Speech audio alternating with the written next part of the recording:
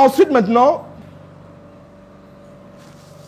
quand on a compris la notion de capital, la nature du moins, maintenant, il y a une notion très simple qu'il faut comprendre, c'est le financement. Comment est-ce que ce capital-ci doit être financé? Comment est-ce que lui, à un moment donné, on l'obtient? Il y a deux stratégies très simples. Ah, c'est la question de plusieurs jeunes. Comment avoir le capital pour commencer? La première excuse, quand tu dis à un jeune que tu ne lances pas ton projet, pourquoi? Je n'ai pas le capital pour lancer. Je vais prendre l'argent où? Alors, pour obtenir le capital, de manière basique, on connaît deux façons. La première, c'est ce qu'on appelle le fonds. Et la deuxième, c'est l'emprunt. Ça veut dire qu'ici, qu'est-ce que je fais? Je pars demander l'argent à une institution ou alors à une personne physique, n'est-ce pas? On va commencer d'abord avec le fonds propre. Ici, quand on parle de fonds propres, comment est-ce que je fais pour avoir mon capital par fonds propre?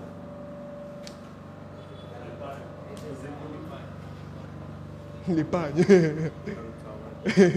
Avant d'entrer maintenant à l'épargne, je vais vous dire, pour moi, il y a d'abord deux notions, deux choses qu'il faut comprendre quand on veut lancer un capital. Première chose, quand on veut lancer un capital, quand on veut constituer son capital, la première chose à comprendre, c'est qu'on ne peut pas lancer un truc seul. C'est une chose.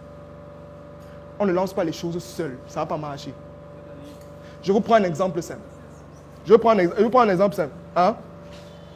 Dans cette salle actuellement, dans la salle-ci, je suis sûr de moi, et je suis prêt à mettre ma main au feu, qu'il y a 3 personnes qui ont le même projet. Donc les 3 personnes veulent lancer la même chose. Identique. C'est pareil, ils veulent lancer la même chose. Peut-être qu'ils se connaissent même.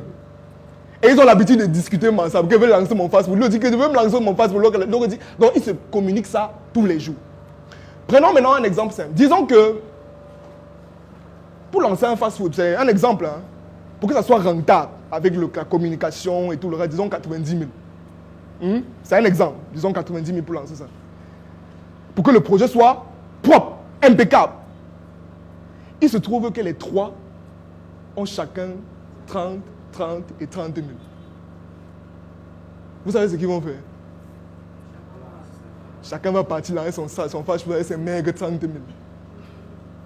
Et quand ça va rater, il va dire que l'entrepreneuriat est dur. Pourquoi ne pas se mettre ensemble pour constituer votre capital de départ? Pourquoi? Ou bien vous avez peur, la question que vous avez, c'est qui le chef? C'est mon projet, arrête ça. Mais si vous continuez avec ce genre de pensée, vous n'allez pas vous en sortir.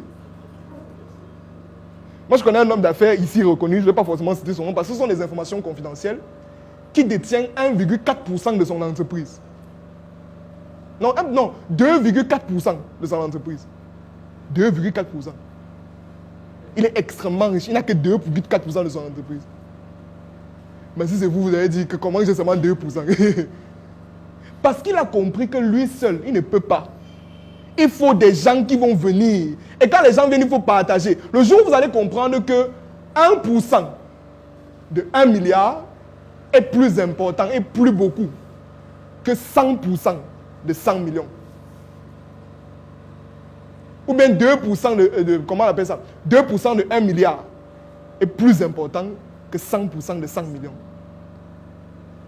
Quand vous allez commencer à changer ça de vos têtes, vous allez beaucoup avancer en termes de capital et d'investissement. J'avais vu dernièrement les statistiques des gens qui détiennent les fortunes du monde. Dans les entreprises, ils ont le 14%, 14%, 10%.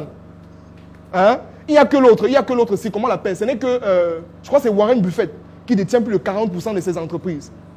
Tesla, c'est combien? C'est 14%, 14, 12%, 18%. Facebook, c'est combien? Il ne détient pas beaucoup. On se met ensemble. Dans un premier temps, quand on n'a pas l'argent, on se met ensemble et on essaie de construire un capital, on lance les choses ensemble.